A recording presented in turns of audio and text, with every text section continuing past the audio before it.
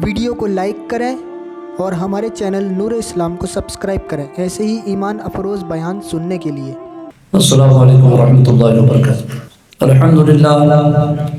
الحمدللہ الذی ابدع الافلاک والعظیم والصلاة والسلام علی من کان نبیا وآدم بین الماء والطین وعلی آلہ وصحابہ اجمعین، اما بعد فاعوذ باللہ من الشیطان الرجیم، بسم اللہ الرحمن الرحیم۔ وظللنا علیکم الغمام وانزلنا علیکم المن والسلوى كلوا من طيبات ما رزقناكم وما ظلمونا ولكن كانوا أنفسهم يظلمون۔ صدق الله العظيم وصدق رسوله النبي الكريم ونحن على ذلك لمن الشاهدين والشاكرين والحمد لله رب العالمين۔ الله رب محمد صلى الله عليه وسلم، نحن عباد محمد صلى الله عليه وسلم۔ اللہ کی سرتابہ قدم شان ہے یہ، انسان نہیں انسان وہ انسان ہے یہ۔ قرآن تو ایمان بتاتا ہے انہیں، ایمان یہ کہتا ہے میری جان ہے یہ۔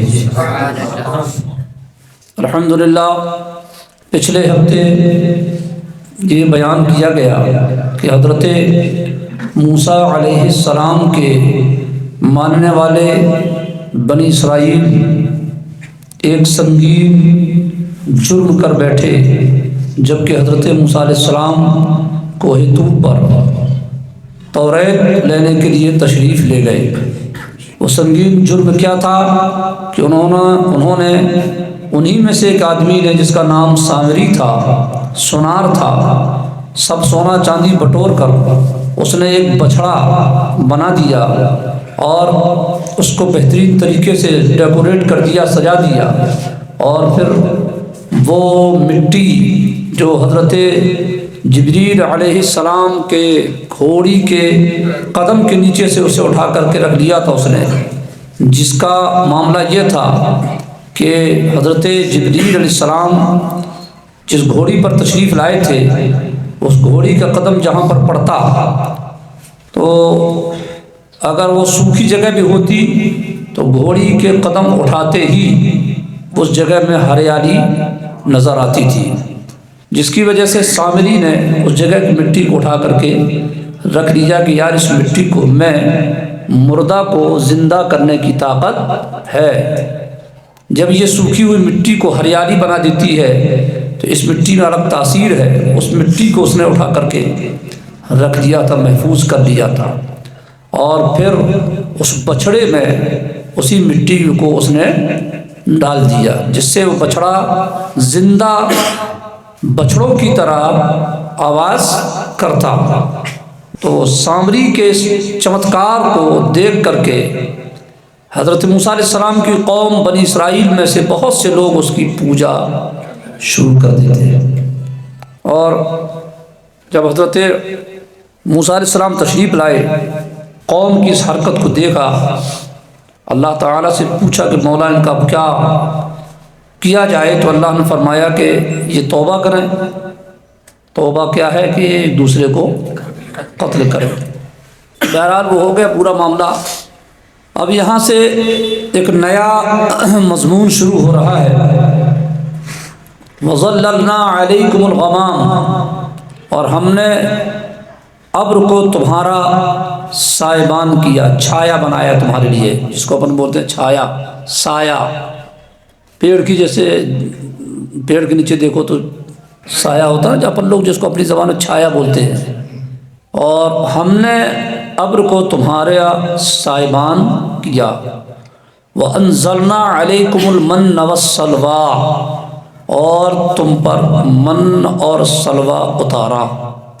من یہ ایک حلوہ ہے، بہت ہی لاجواب ٹیسٹی، مطلب اپن نے کھایا تو ہے نہیں ہے مگر کتابوں میں لکھا ہے۔ اب کوئی یہ نہ کہے کھایا نہیں آپ نے تو کیسے ٹیسٹی کہہ دیا اس کو، کتاب میں لکھا لذیذ۔ لذیذ مانے انگریزی میں کیا بولتے ہیں؟ ٹیسٹی، پیسٹی، جیسے تم لوگ کھاتے رہتے ہو، سب اینڈ وینڈ چیز ہے نا، جس کو کھا کھا کے دل گردہ سب کمزور ہو گیا۔ ہے نا، اپنوں سے لڑو تو شیر نظر آؤ، اور اکیلے میں کہیں پھنس جاؤ تو معافی تلافی کر کے دم دبا کے واپس بھاگ جاؤ، ہے نا، اور بھائی سے لڑنا ہو تو شیر ببر مسلمان، بھائی کو کوٹنا پیٹنا ہو تو شیر ببر مسلمان، جگہ ہڑپنا ہے تو شیر ببر، بھائی کے گھر والی کو پیٹنا ہے تو شیر ببر، بھتیجوں کو ٹھونکنا ہے تو شیر ببر، نیکڑ ایکڑ چڈا اڈا پہن کر کے میدان میں آ جائے گا بالکل شیر ببر کی طرح، بالکل جیسے شیر دہاڑتا ہے، اور یہی پھنس گیا کسی، ارے بھیا غلطی ہو گئی معافی فلانا ٹھکانا۔ مسلمانوں کا حال یہی ہو گیا ہے۔ اس کی وجہ کیا ہے؟ خوف خدا جب دل سے نکل جاتا ہے، تعلیمات رسول جب لوگوں کے سامنے نہیں ہوتی تو یہی حشر ہوتا ہے۔ اسلامی تعلیم کیا ہے؟ حضور نے کیا فرمایا؟ جو تمہیں توڑے، جو تم سے تعلق ختم کرے، تم بڑھ کر کے اسے تعلق کو جوڑ لیا کرو۔ جو تم سے اپنے تعلقات توڑیں، تم اس سے بڑھ کر کے تعلق جوڑ لیا کرو، ہے نا۔ جو تمہیں اپنے سے دور کرے تم اس کو اپنے سے قریب کرو، جو تمہارے اوپر ظلم کرے اسے معاف کر دو، جو تمہیں کچھ نہ دے تم اسے اپنی حیثیت کے مطابق دیتے رہو۔ یہ ہے تعلیم اسلام۔ ان چیزوں پر ہمارا عمل نہیں، اس لیے بھائی بھائی کا دشمن بن گیا ہے کہ نہیں؟ ہے جب تک شادی نہیں ہوئی تب تک بھائی بھائی ہے، اور شادی کے بعد کہیں جگہ کے لیے جھگڑا، کہیں پراپرٹی کے لیے جھگڑا، کہیں لڑکے بچوں کی وجہ جھگڑا۔ اللہ تعالیٰ اپنے حبیب علیہ السلام کے صدقے مجھے اور آپ سب کو اسلامی تعلیمات پر عمل کرنے کی توفیق رفیق عطا فرمائے۔ اپنوں کی غلطیوں کو نظر انداز کرنا چاہیے، ہے نا۔ صرف کسی کی غلطیوں کو دیکھ کر کے اگر تم پیچھے پڑ رہو گے تو زندگی ختم ہو جائے گی، پیچھا کبھی ختم نہیں ہوگا۔ نظر انداز کرو گے تو سکون ملے گا، اپنے آپ کو سکون ملے گا، اچھا لگے گا۔ کوئی کچھ بول گیا ہوں، کچھ بولنا ہی نہیں، کائے کے لیے دل پریشان ہوگا؟ بولیے۔ کوئی کچھ بک کے چلا گیا، کون کا بک رہا ہے، کون کیا کہہ رہا ہے، کون تمہاری کہاں برائی کر رہا ہے، تمہیں سب معلوم ہو گیا مگر تمہیں کچھ بولنا ہی نہیں ہے، تو اس میں اپنے آپ کو سکون ملے گا کہ نہیں ملے گا؟ اور تم گئے الٹا بک دیا اس کو، لڑ گئے بھیڑ گئے پٹ گئے کٹ گئے کاٹ دیے پیٹ دیے، اسے سکون ملے گا کہ سکون ختم ہوگا؟ سکون ختم ہوگا۔ بات کورٹ کچہری تک پہنچ جائے گی، بات جیل تک بھی پہنچ سکتی ہے، بات زندگی برباد ہونے تک پہنچ سکتی ہے۔ اس کے برعکس تم اگر نظر انداز کرنے کی عادت ڈال لو تو تم بھی خوش، تمہارے بال بچے بھی خوش رہیں گے۔ یہی تعلیم بچوں کو بھی دو، کوئی فائدہ نہیں ہے، وہ ان کا کام ہے۔ ہمارا کام یہ ہے کہ ہم خاموش رہیں۔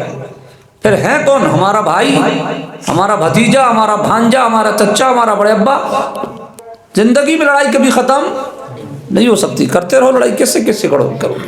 دشمنوں کی کمی نہیں غالب، نہ بھی ڈھونڈو تو ہزار ملتے، بغیر ڈھونڈے ہزار ملتے، تو کس سے لڑو گے؟ دوسرا کام، اپنا کام کرو، کام کرو گے تو فائدہ رہے گا، پیسہ بھی ملے گا، سکون بھی ملے گا۔ چار آدمی کہیں گے یار دیکھو یار وہ اس کے اوپر کتنا ظلم کرتا مگر یار کچھ جواب نہیں دیتا یار، بغیر کہے لوگ تمہاری مدد کریں گے۔ اللہ تعالیٰ اس کی توفیق رفیق عطا فرمائے۔ سمجھ رہے ہیں نا؟ تو من ایک حلوہ کا نام ہے، سلوا ایک کباب کا نام ہے، چھوٹا پرندہ پکچھی، اس کے گوشت کا کباب۔ اللہ فرماتا ہے ہم نے تم پر من اور سلوا اتارا۔ بولیے کیا اتارا؟ من اور سلوا۔ من حلوے کا نام ہے، زندگی بھر کھاتے رہے شوق سے کالا کوا، زندگی عمر بھر کھاتے رہے، بولیے عمر بھر کھاتے رہے شوق سے کالا کوا۔ ہم نے حلوہ جو کھلایا تو برا مان گئے، ہم نے حلوہ جو کھلایا تو برا مان گئے۔ عجیب چیز ہے یار، ابھی کوا کھلایا ہوتا تو برا مانتا کہ ناجائز حرام چیز کھلا رہا ہے، حلوہ جیسی چیز، اس کو سنتے ہی آدمی لوگ کہ مل تو جائے۔ اللہ نے حلوے کا انتظام کیا اور کباب کا، اور فرمایا کلوا من طیبات ما رزقناکم، کھاؤ ہماری دی ہوئی ستھری چیزیں، کھاؤ ہماری دی ہوئی ستھری چیز ہے. یہ صرف ان کے لیے نہیں، یہ رہتی دنیا تک ہر کسی کے لیے. کیا کھاؤ ہماری دی ہوئی ستھری چیزیں، پاک رزق کھاؤ، اچھی روزی کھاؤ، حرام روزی نہ کماؤ نہ کھاؤ. پتہ چل رہا ہے کہ کوئی بیاج کھاتا ہے، تمہاری دعوت اس نے کر دی، ڈنکے کے چوٹ پر گئے تو نہیں جائیں گے. کہا نہیں جائے گا بھیا تو بیاج کھاتا ہے، بیاج نہیں جائیں گے. آیا سمجھ میں؟ سٹا کھیلتا ہے، دعوت دیا نہیں جائیں گے. ٹھیک ہے بھیا، ہاں ہاں ہاں، پھر نہ جاؤ، کٹ مار دو. ایسا نہیں، وہ تو ٹھیک ہے، وہ بھی ایسا ہو جاتا ہے، نہیں گئے، مگر سامنے والا سمجھتا کوئی کام ہوگا. مگر آپ منہ پہ بولو نا ہمارے یہاں دعوت نہیں دیا کرو بھائی، اس کو لگنا تو چاہیے. سمجھ رہے ہیں نا؟ ستھری چیزیں کھاؤ، ستھری چیزیں. پتی اتھی کھانے سے آدمی جو ہے تو اگر کوئی پیڑ کی پتی اتھی کھا لے تو کیا کوئی دقت ہو جائے گی؟ اس کو بتاؤ، کوئی دقت ہوگی؟ مرا جائے گا کیا پتی اتھی کھانے سے؟ گھاس کھا لے گا تو مر جائے گا کیا؟ یہ دن تو اللہ نے کبھی ہمیں دکھائے بھی نہیں یار. ہمارے پاس تو بہت کچھ رکھا ہے، اچھا اچھا رکھا ہے. حرام کھائیں کیوں؟ جتنے حرام خور لوگ ہیں نا، بہت بڑی بڑے چاول کی بریانی بنواتے ہیں. جتنے حرام خور لوگ، مطلب ایسا نہیں کہ حلال خور لوگ جو ہیں وہ نہیں بنواتے، وہ بھی بڑے بڑے چاول کی اللہ نے نوازا وہ بھی بنواتے ہیں. مگر جتنے حرام خور اٹے سٹے والے بھائی جان جتنے بھی بڑے آجو بیاجو، ان کے یہاں قورمہ بھی کھا لو تو لیگ پیس بھی کھا لو، تو پھر کباب بھی لے لو، تو سوکھا کباب بھی لے لو، تو قورمہ بھی لے لو. 75 قسم کا کھانا نظر آئے گا. کیوں؟ آٹو چلا کے کمایا ہوتا تو کھلاتا، ٹھیلا چلا کے کمایا ہوتا تو کھلاتا. سمجھ رہے نا؟ اللہ تعالیٰ ان حرام خوروں کی حرام کمائی کھانے سے ہمیں بچنے کی توفیق رفیق عطا فرمائے. کھاؤ ہماری دی ہوئی ستھری چیزیں، ایک گریڈ کی چیزیں، وہ نمبر 1 کی چیزیں کھاؤ. کچھ نہ ملے تو پتی کھا لو، پاک ہے وہ، کوئی جھنجھٹ نہیں، اس میں کوئی ملاوٹ نہیں، نمبر 1 کی چیز ہے. حضور غوث اعظم رضی اللہ تعالیٰ عنہ 1 سال نہیں، 2 سال نہیں، 3 سال نہیں، 4 سال نہیں، 5 سال نہیں، 6 سال نہیں، بلکہ مکمل 7 سال پیڑ کی پتیاں کھاتے رہے. سبحان اللہ. سبزی کھاتے رہے، ترکاری کی کوپلیں کھاتے رہے. حلال چیز آپ کو جنگل میں کھانے کو نہیں ملتی، کھانا کون لے جائے گا وہاں؟ کون گوشت مرغا کھلائے گا وہاں لے جا کر کے؟ 7 سال جنگل میں رہے. آئے تھے بغداد شریف پڑھنے کے لیے، جنگل میں چل رہے تھے، جہاں چل رہے تھے وہیں رب کا حکم آ گیا، نہیں جا سکتے، وہیں رک گئے، آپ اسی جنگل میں رک گئے. کتنے سال؟ 7 سال. 7 سال کھایا آپ نے پیڑ پتیاں کھائی ہیں، ہری سبزیاں کھائی ہیں. اپنی نسیں جو ہے نا، اپنی نسیں لال لال دکھتی ہیں، مطلب آپ کی نسیں جو ہے ہری ہری دکھتی تھی، پورے جسم کی رگیں ہری دکھتی تھی بالکل، پتیاں کھا کھا کے. مگر زندہ رہے نا، 7 سال تک کھایا مگر زندہ ہی تو رہے نا. اللہ تعالیٰ اپنے محبوب کے صدقے میری اور آپ سب کی ایمان اور عقیدے کی حفاظت فرمائے. وما ظلمونا، اور انہوں نے کچھ نہ ہمارا بگاڑا، ولکن کانوا انفسهم یظلمون، ہاں اپنا ہی جانوں کا بگاڑتے تھے. پھر سے اس کو سنیے. وظللنا علیکم الغمام، اور ہم نے ابر کو یعنی بادل کو تمہارا کیا بنایا؟ سائبان، سایہ بنایا. وانزلنا علیکم المن والسلوى، کھانے کے لیے من دیا اور سلوا یعنی حلوہ اور کباب. کلوا من طیبات ما رزقناکم، کھاؤ ہماری دی ہوئی ستھری یعنی پاک چیزیں. وما ظلمونا، اور انہوں نے کچھ نہ بگاڑا ہمارا. کس کا بگاڑا؟ اپنا ہی بگاڑا. اب اس کا شان نزول، یہ آیت کیوں نازل ہوئی؟ اللہ تبارک و تعالی نے بنی اسرائیل کو فرعون کے ظلم سے نجات عطا فرمائی. اب یہ لوگ مصر میں فرعون کے محلات، پراپرٹی، جاگیر، سونا چاندی سب پر قبضہ کر کے بیٹھے عیش و آرام کی زندگی گزار رہے تھے. خطرہ تھا کہ انہوں نے بھی پہلے فرعون اور فرعونیوں کے چوچلے دیکھے تھے، بھلے ہی غلام تھے مگر ان کے چوچلے دیکھے تھے، ان کا عیش و آرام دیکھا تھا، ان کی عیش پرستی دیکھی تھی۔ خطرہ تھا کہ اب یہ ان کی جگہوں کے مالک بن گئے ہیں، کہیں ایسا نہ ہو یہ لوگ بھی وہی چیز کرنے لگے ہیں، ہے نا؟ وہی مکان مل گیا، اسی مکان میں پہلے دیکھتے رہے غلام بن کر کے، یہاں یہ چلتا ہے، یہاں یہ چلتا ہے، بھلائی وہ نہیں ہے، مگر اب اس مکان کے تم مالک بن گئے، ممکن ہے تمہارے اندر بھی وہی چیز پیدا ہو جائے۔ خطرہ تھا۔ اور دوسری بات یہ کہ فرعون کے جادوگر حضرت موسیٰ علیہ السلام کے لیے کہتے تھے فرعون سے، یہ جادوگر ہیں دونوں، یہ تمہیں یہ اس لیے آئے ہیں کہ تمہیں تمہاری بستی سے نکال دیں، ختم کر دیں، اور تمہاری بستی کے کیا بن جائیں؟ مالک بن جائیں۔ یہ تمہیں برباد کرنے آئے ہیں، برباد کر کے تمہاری بستی کے یہ مالک بننا چاہتے ہیں۔ اب اللہ نے کرم فرمایا، سب کے سب برباد، مالک کون بن گئے؟ موسیٰ علیہ السلام اور آپ کی قوم بنی اسرائیل۔ لوگ کہہ سکتے تھے ادھر ادھر والے کہ یار ان کے جادوگر فرعون کے صحیح کہتے تھے کہ موسیٰ کا مقصد ہے کہ فرعون اور فرعونیوں کو برباد کر کے یہاں پر قبضہ۔ لوگ کہہ سکتے تھے کہ قبضہ کے لیے سب کچھ کیا تھا، دیکھو قبضہ کر کے بیٹھ گئے۔ اللہ نے فرمایا بنی اسرائیل یہاں سے نکلو، ملک شام جاؤ، جو تمہارے باپ داداؤں کا ایریا ہے، جہاں سے تمہارے باپ دادا آئے تھے مصر، ان کے بھی باپ دادا کا ایریا تھا ملک شام۔ کیسے؟ حضرت ابراہیم علیہ السلام کی دو بیوی، ایک حضرت سارہ، ایک حضرت ہاجرہ، حضرت سارہ کے بیٹے کا نام ہے حضرت اسحاق علیہ السلام، حضرت سارہ کے بیٹے کا نام ہے حضرت اسحاق علیہ السلام، حضرت ہاجرہ کے بیٹے کا نام ہے حضرت اسماعیل علیہ السلام۔ میں نے بیان کیا تھا کہ حضرت اسحاق علیہ السلام ملک شام چلے گئے تھے۔ کہاں؟ ملک شام۔ اور حضرت اسماعیل علیہ السلام نے وہی ایریا آباد کیا عرب کا۔ ایک بیٹے نے ملک شام آباد کیا اور ایک بیٹے نے عرب آباد کیا۔ ملک شام آباد کرنے والے ایک بیٹے کا نام حضرت اسحاق علیہ السلام، اور عرب آباد کرنے والے بیٹے کا نام حضرت اسماعیل علیہ السلام۔ حضرت اسماعیل علیہ السلام کی نسل مبارک میں سے میرے مصطفیٰ ہیں صلی اللہ علیہ وسلم۔ حضرت اسحاق علیہ السلام کی نسل مبارک میں حضرت موسیٰ کلیم اللہ ہیں، حضرت یوسف علیہ السلام ہیں، بے شمار انبیاء کرام۔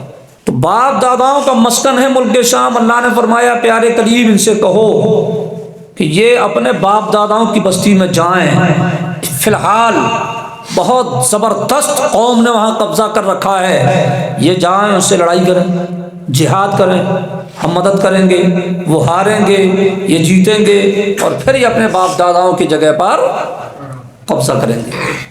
مصر میں تو آئے تھے، چھوڑو اس کو، پرانے جگہ پر جائیں گے، اور وہ جگہ اس سے بھی زیادہ خوشحال ہے، اس سے بھی زیادہ خوشحال ہے، پیسے والی، باغات والی، ہیرے جواہرات، خزانے اس وقت بہت ہیں، اس سے بھی بہترین۔ اور وہاں پر قبضہ کیا ایک جبارین قوم نے۔ جبارین قوم کا مطلب بڑے جنگجو، بڑے لمبے چوڑے، 30-30 40-40 فٹ کے، یہ موٹے موٹے، ہم لوگ 4-5 جنے کھڑے ہو جائیں تو ان کے بدن کی چوڑائی کے برابر نہ ہو، اتنے اونچے اونچے لمبے، جا کے لڑائی کرو ان سے، جیتو گے تم ہی قبضہ کرو گے، کیونکہ ان سے کوئی لڑتا ہی نہیں تھا، وہ جہاں چاہتے تھے لڑ جاتے تھے، ہرا ہرور کے سب چھین چھان کے لے آتے تھے، اس لیے بہت پیسے والے بھی ہیں۔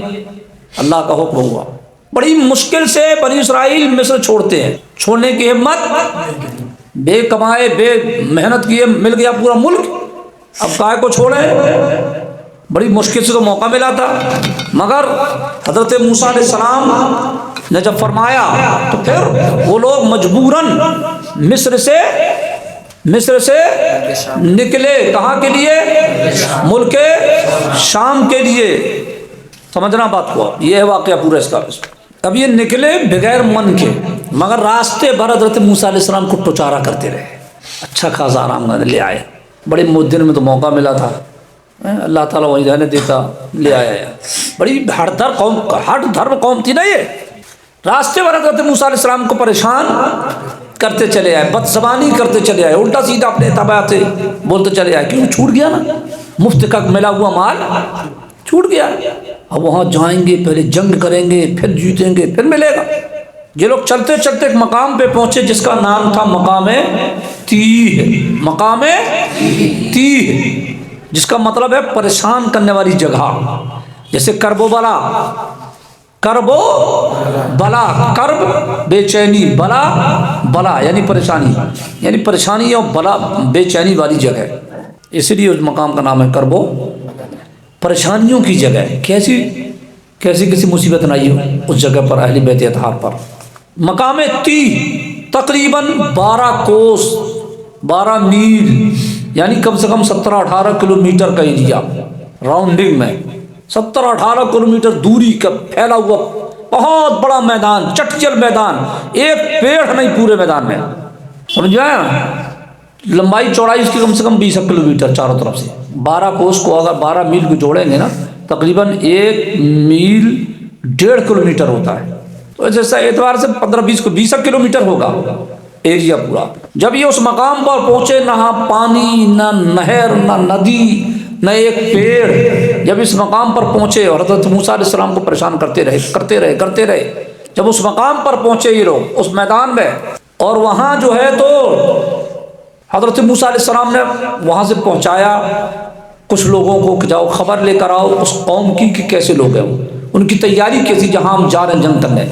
کچھ لوگ گئے تو موسیٰ علیہ السلام نے ان سے بتایا کہ جیسا بھی حال ہو ہمارے سوا کسی کو بتانا نہیں. ان کی قد, ان کی قامت, ان کی تیاریاں سب دیکھ کر آؤ, مگر کسی کو, ان لوگوں کو کسی کو بتانا نہیں. مگر وہ لوگ گئے, انہوں نے کہا, آ کر کے کیا کیا, جب دیکھا سب دنیا بھر کا پام جام تو ارے باپ بڑے بڑے اتنے لمبے چوڑے مجھے کیسے لڑیں گے. کس سے بتا دیا؟ قوم سے بتا دیا. قوم گھبرا گئی, اتنے بڑے بڑے آدمی کیسے لڑیں گے. تو انہوں نے حضرت موسیٰ علیہ السلام سے کیا کہہ دیا, فَاذْهَبْ أَنْتَ وَرَبُّكَ فَقَاتِلَا إِنَّا هَاهُنَا قَاعِدُونَ. اے موسیٰ کلیم اللہ, آپ ہی جاؤ, آپ اور آپ کا رب جائیں معاذ اللہ, اور اس قوم سے لڑو, ہم تو یہیں بیٹھیں گے بس, ہم نہیں جانے والے آگے, ہم نہیں جائیں گے لڑنے. دماغ تو ان کا پہلے سے ڈسٹرب تھا, کائے کو چھوڑ چھاڑ کے نکلے تھے. اب دیکھا کہ ارے ایسی قوم سے جنگ نہیں جائیں گے. فَاذْهَبْ أَنْتَ وَرَبُّكَ فَقَاتِلَا, آپ اور آپ کا رب جاؤ لڑو. کتنا جملہ خطرناک, ہم تو یہی بیٹھے, ہم نہیں جانے والے. جب انہوں نے بے ادبی والے جملہ نکالا تو اللہ تبارک و تعالی نے انہیں اس مقام میں قید کر دیا. کیا کر دیا؟ قید کر دیا. کتنے دن؟ 40 سال تک. کتنے سال کے لیے؟ 40 سال کے لیے اللہ نے قید کر دیا. گھومتے پھرتے نکلنے کی کوشش کرتے مگر اندر ہی اندر, حیران پریشان, ادھر سے چلتے ادھر سے چلتے, مگر اسی میدان تھک ہار کے پریشان ہو گئے. خوب کوشش کی ادھر سے ادھر منزل کو پکڑنے کی, گھر کی طرف جانے کی, ادھر جانے کی, مگر اسی 40 سال تک اللہ تعالیٰ نے اس مقام پہ انہیں کیا کر دیا. کون سا مقام؟ مقام تیہ. ہائے گا آخر میں مقام تیہ. 40 سال کے لیے اللہ نے قید کر دیا. میرے نبی سے بد زبانی کرتے ہو, میرے نبی سے بد زبانی کرتے ہو. 40 سال تک کے لیے کوئی پیڑ نہیں, کوئی چھایا سایہ نہیں, پانی بھی نہیں, کھانے پینے کا بھی کوئی انتظام نہیں, چٹجل میدان, دھوپ ہی دھوپ. کیا حال ہوگا؟ کتنے سال؟ 40 سال کی اللہ نے انہیں قید کر دیا. اللہ تعالیٰ نے قہر نازل کر دیا سمجھو. مگر چونکہ حضرت موسیٰ علیہ السلام بھی ہے نا اس میں, حضرت موسیٰ علیہ السلام بھی ہے اس میں. سبحان اللہ, اللہ کے پیارے نبی ہے, اور نبی جہاں ہوتا ہے وہاں خدا کی رحمتیں ہوا کرتی ہے. نبی سراپا رحمت ہے نا, اللہ کی برکت ہے نبی, اللہ کی رحمت ہے نبی. حضرت موسیٰ علیہ السلام کی ذات ہے, اللہ نے عذاب تو دیا ان کو, مگر نبی کا صدقہ بھی عطا کر دیا. قہر کی شکل میں انہیں اس میدان میں گرفتار کر دیا, مگر اللہ نے اس میدان میں بھی ان کے لیے انتظام کر دیا. قید بھی کریں گے تو انتظام بھی تم کو دیں گے, مگر آگے نہیں بڑھنے دیں گے. تم چھوڑو, سوچو کہ نکل کے مصر بھاگ جائیں تو ہم مصر نہیں جانے دیں گے. 40 سال تک کے لیے قید. انتظام کیا ہوا؟ جب دھوپ نکلتی تو ایک سایہ چھتے کی طرح ایک بادل پورے بنی اسرائیل کو گھیر لیتا، ایک بھی دھوپ ہونے نہیں لگتی، بہترین چھایا ایک نمبر کی، ایک سائبان، دھوپ جب جب نکلتی اللہ تعالیٰ سائبان کو تان دے گا، اسی میں وہ لوگ رہتے، کوئی دھوپ انہیں نہیں لگتی۔ رات جب ہوتی، جب رات ہوتی اتنی بھیانک اندھیرے پر میں بھی بیچ میدان میں ایک ستون ظاہر ہوتا روشنی کے لیے، جیسے چاروں طرف میدان پورا روشن ہو جاتا، بس سویرے وہ غائب، بیچ میں بالکل کھڑا، چاروں طرف کا میدان بالکل جگمگاتا، جس سے وہ لوگ اپنے گھر کا کام کاج کرتے، یعنی سب نے اپنا ڈیرا ڈال دیے۔ اور کھانے کے لیے اللہ تبارک و تعالیٰ نے ان کے لیے انتظام کیا۔ اب ظاہر سی بات ہے، کہاں کماؤ گے، کہاں کھاؤ گے، کہاں جاؤ گے؟ تم ہو بیچ میں کوئی کہیں، نہ تمہارے پاس کوئی آنے والا نہ کوئی جانے والا، کیا کاروبار کرو گے؟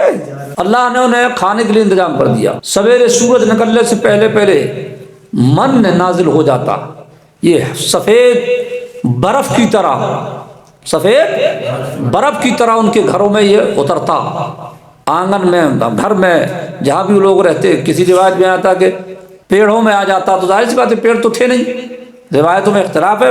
سب سے آسان یہ کہ ان کے گھروں میں شبنم، یعنی صبح صبح کہیں کہیں جب زیادہ ٹھنڈ ہوتی تو برف کی طرف جم جاتا ہے نا، آج بھی جیسے کشمیر طرف ہے، تو من جو نازل ہوتا ہے، ایک حلوہ تھا، کڑا نہیں تھا، وہ بالکل نازل ہوتا بہترین، جس کو یعنی ایک آدمی کے یہاں کم سے کم 5 کلو کے حساب سے نازل ہوتا، ایک آدمی کے حصے میں، جتنے لوگ تھے سب کو الگ الگ 5 کلو کے حصے سے نازل ہوتا، وہ لوگ اس کو کھاتے۔ وہ کیا تھا؟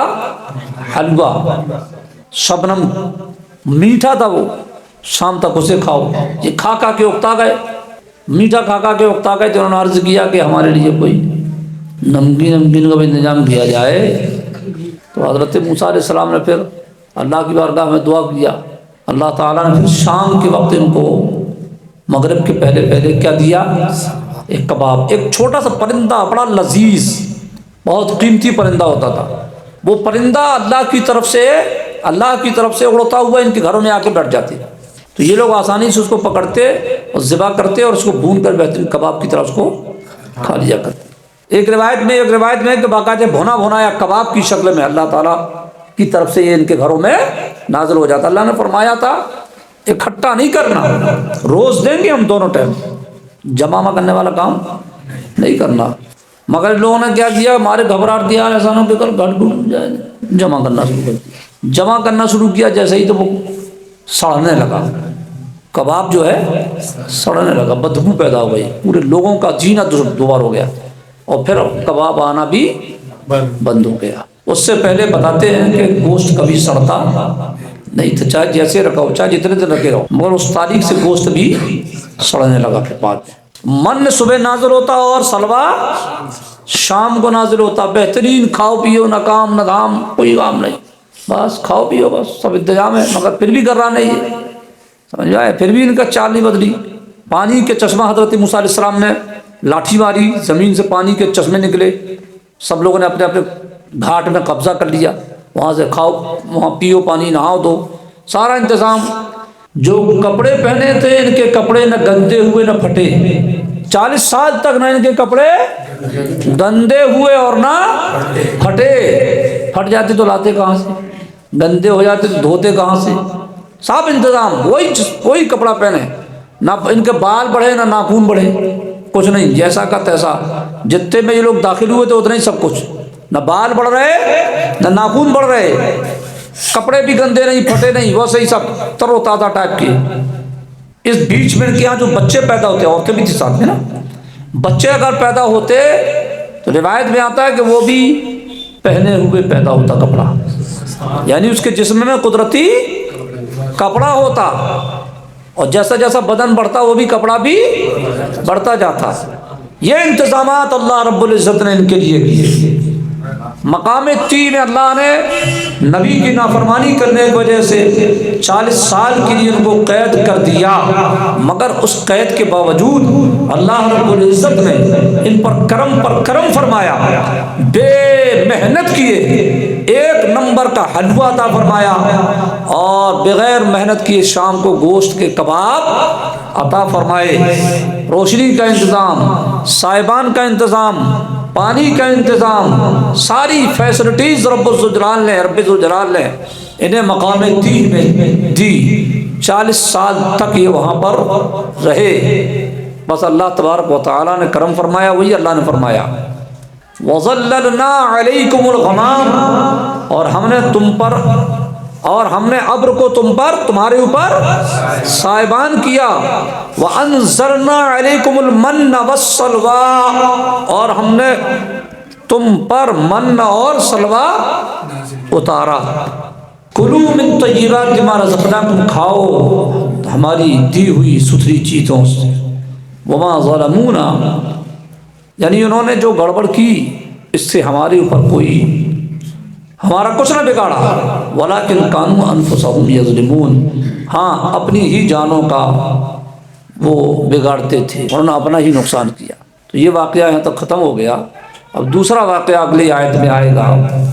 اللہ تبارک و تعالیٰ اپنے حبیب کریم رؤوف الرحیم صلی اللہ تعالیٰ علیہ وسلم کے صدقے اور طفیل ہم اور آپ سب کی ایمان اور عقیدے کی حفاظت فرمائے، اور پیارے آقا صلی اللہ علیہ وسلم کے نقش قدم پر چلنے کی توفیق عطا فرمائے۔ بزرگان دین کہتے ہیں، اے امت مسلمہ اپنی قسمت پر ناز کر کہ اللہ نے تجھے تیرے دل میں کیسا عشق رسول عطا فرمایا۔ ایک وہ تھے بنی اسرائیل کہ زبردست قوم کو دیکھ کر گھبرا گئے اور کہہ دیا کہ آپ جاؤ لڑو، اور آپ کا رب لڑے، ہم لڑنے والے نہیں، ہم جانے والے۔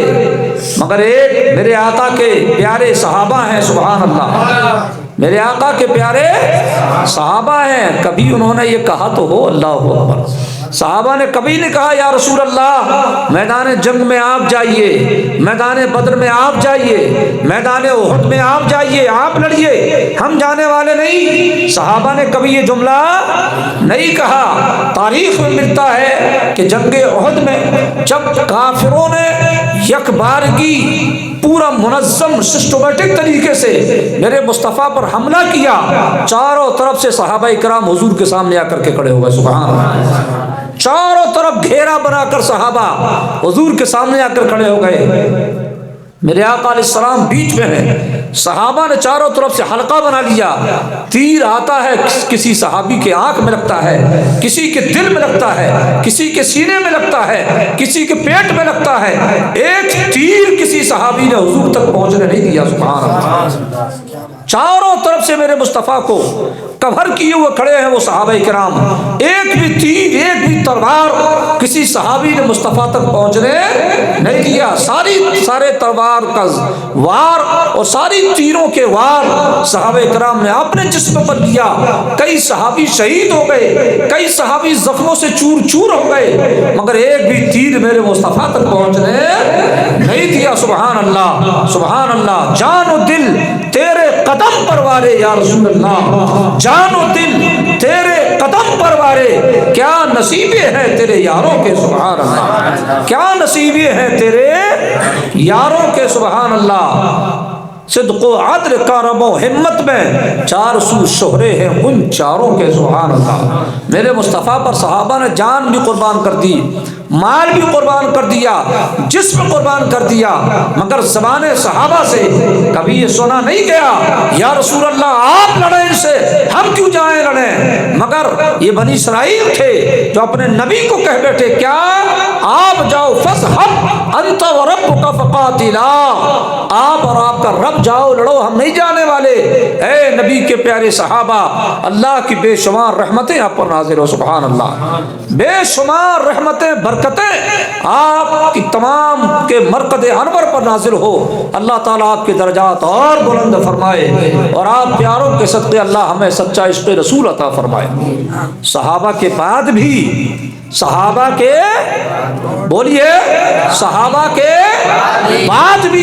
آج بھی مصطفیٰ کے چاہنے والوں میں ایسے لوگ موجود ہیں جو مصطفیٰ کے نام پر، مصطفیٰ کی نالین پر، مصطفیٰ کے شہر کی مٹی پر اپنی جان کا نذرانہ پیش کرنے کو تیار ہے۔ سبحان اللہ۔ آج بھی ایسے لوگ موجود ہیں جنہوں نے مصطفیٰ کو دیکھا تو نہیں ہے، مصطفیٰ کے پاس بیٹھے تو نہیں ہے، آقا کے پاس آقا کی باتیں بیٹھ کر سنی تو نہیں ہے، مگر قسم خدا کی آج بھی ایسے ایسے دیوانے موجود ہیں کہ مصطفیٰ پر اپنی جان کی بازی قربان کرنے کو تیار ہے۔ اللہ اکبر۔ رسول پاک صلی اللہ علیہ وسلم نے صرف ایک مقام پر صحابہ سے کہا تھا، سبحان اللہ، تم نے تو ہمیں دیکھا ہے، تم تو ہمارے پاس بیٹھے ہو، تم ہم پر فدا ہوتے ہو، مگر تمہارے بعد میرے چاہنے والوں میں کچھ لوگ ایسے آنے والے ہیں جنہوں نے ہم کو دیکھا بھی نہیں، ہماری باتیں بھی نہیں سنی، مگر وہ تم سے کہیں زیادہ ہم پر قربان ہونے والے ہیں۔ سبحان اللہ۔ ہے کہ نہیں ایسے؟ ارے بولیے نا بلند آواز سے، ہے نا ایسے؟ مانا کہ بہت سے حافظ پیچھے ہو جائیں گے، بہت سے عالم بھی ہو سکتا پیچھے ہو جائیں، ہو سکتا بہت سے اہل علم بھی پیچھے ہو جائیں، مگر بڑا سے بڑا جاہل کہلانے والا بھی کبھی ان سبوں کا امام بن جایا کرتا۔ سبحان اللہ۔ عشق رسول میں وہ اس وادی سے گزر جایا کرتا ہے جہاں بڑے بڑے پیچھے نظر آتے ہیں، وہ آگے گزر جایا کرتا ہے۔ مصطفیٰ کے نام پر جان لیتا بھی ہے اور جان دیتا بھی ہے، جہاں پڑھے لکھے آنکھیں تکتے رہتے ہیں اور بڑا سا بڑا جاہل کہلانے والا رسول پاک کے نام پر قربان ہو کر مرتبہ شہادت حاصل کر لیا کرتا ہے۔ اللہ تعالیٰ اپنے محبوب پاک صلی اللہ علیہ وسلم سے سچا عشق عطا فرمائے اور ان پر قربان ہونے کی توفیق عطا فرمائے۔ اگلا واقعہ انشاءاللہ اگلی آیت پر اگلے ہفتہ سنائیں گے۔ اللہ تعالیٰ قرآن پاک کی تعلیمات پر عمل کرنے کی توفیق عطا فرمائے۔